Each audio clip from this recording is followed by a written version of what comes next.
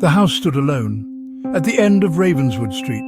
It was a skeleton of wood and stone. Its windows, like empty eyes, stared out at the world. Paint peeled from its walls like dead skin. The yard was a graveyard of weeds and rusted toys. It was a place forgotten by time, a place whispered about by those who dared. Damon didn't believe the whispers. He scoffed at the ghost stories. They were just stories, nothing more. He was determined to prove it. Damon was the kid who laughed in the face of fear. He wasn't afraid of the dark. He wasn't afraid of spiders or snakes. And he definitely wasn't afraid of an old house.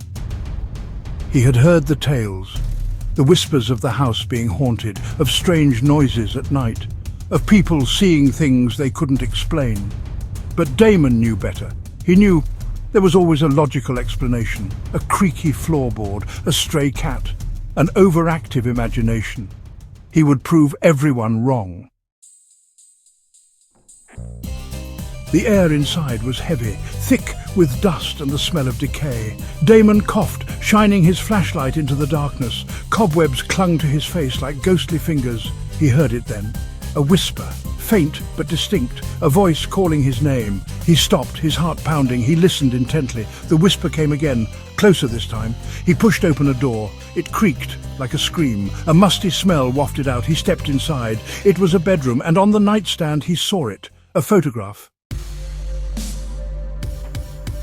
It was his family, his mom, his dad, and him. But they were younger in the picture, much younger. How was this possible? This house had been abandoned for years, long before he was born. He reached for the photo.